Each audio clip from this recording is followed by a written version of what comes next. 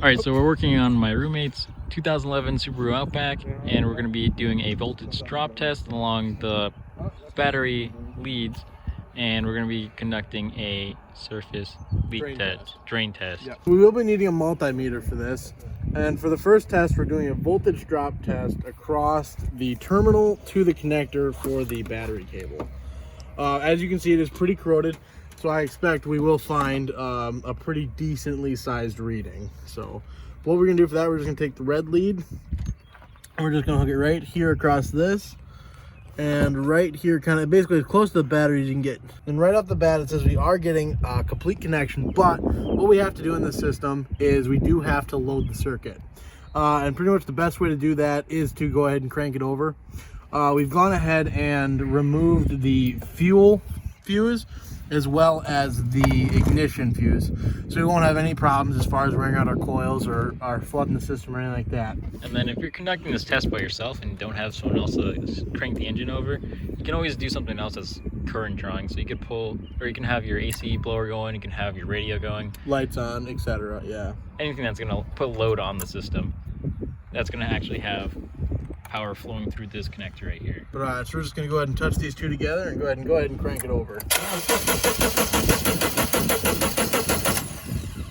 All right, and as you can see, that got up to what, 16 volts was that? Yeah. So we know that we do have a pretty sizable drop right there. And this is going to be moderately accurate because this is a cheaper end meter, so it's not going to read as fast as one of the higher end Fluke meters that's going to have the min-max feature. So that's why we got the reading that we did. All right, next up, the second test we're going to do is actually just a surface drain. I'll go ahead and I'll swap it over to my assistant here, Alex. That way he gets some screen time as well. Alright, so we're going to be testing for our surface leakage. So first things off, we're going to have one terminal on the positive side of the battery. And you want to be touching random spots around on the battery, so if you have any surface leakage. So here we are, touching right here, nothing. We go right about here, we do get a reading. Which means that there is continuity between and voltage being lost into the surface battery acid on the battery itself. Yeah, it's all over the place on the top of this battery.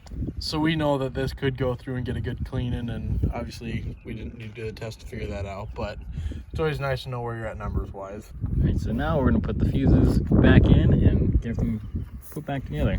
And that's going to be a wrap. Cut!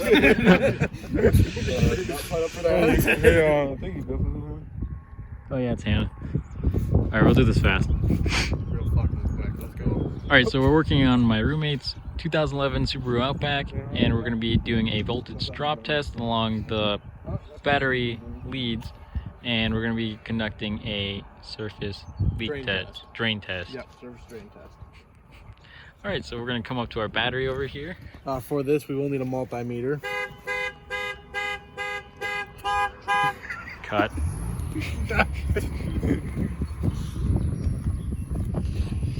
Start over. No, I'm keeping that in. Okay. Alright. So as I said, we will be needing a multimeter. Alright, here, do that again. Okay. We will be needing a multimeter to do. Mario, shut the fuck up. You'll leave that in too. We'll do cut. Mario, shut the fuck up. No. God, it's fucking cold.